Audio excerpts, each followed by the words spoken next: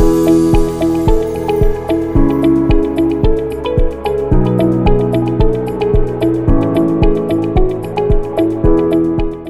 kaugnay, alam nyo ba na tuwing ika-4 na linggo ng Enero ay pinagdiriwang ang Goiter Awareness Week? Alamin natin kung ano nga ba ang sanhi ng sakit na ito at paano ito may iwasan. Ngayong taon ay ipinagdiriwang ang Goiter Awareness Week mula January 22 hanggang January 26 na may temang leeg kapain, goiter supuin, isip ay patalinuhin, iodized salt ay gamitin. Layunin nito na lalo pang pataasin ang kamalayan ng mga Pilipino sa sakit na goiter o bosyo at ipromote ang thyroid health.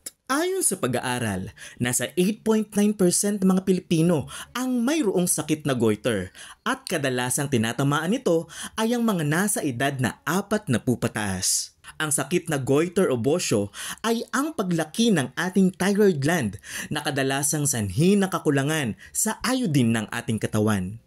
Mapapansin natin na ang mga may sakit na goiter ay may malaking bukol sa parte ng kanilang leeg.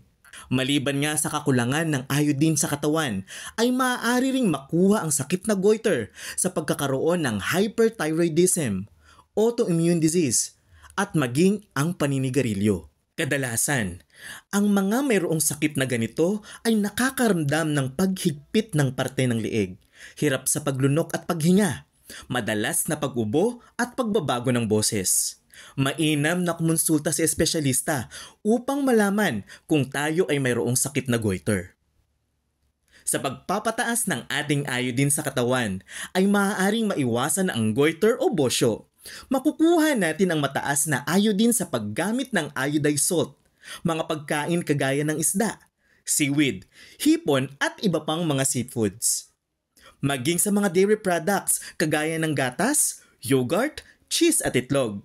At syempre, huwag nating kalimutan ang healthy diet at daily exercise upang lalo pang lumakas ang ating kalusugan at pangangatawan. Isang simpleng paalala mga kaugnay na alagaan natin ang ating katawan dahil ito ang ating puhunan sa araw-araw na laban ng ating buhay. Ngayong Goiter Awareness Week, maglaan tayo ng oras na lalo pang alamin ang sakit na ito. Ako si Kuya Kiro para sa Ulat Pangkalusugan.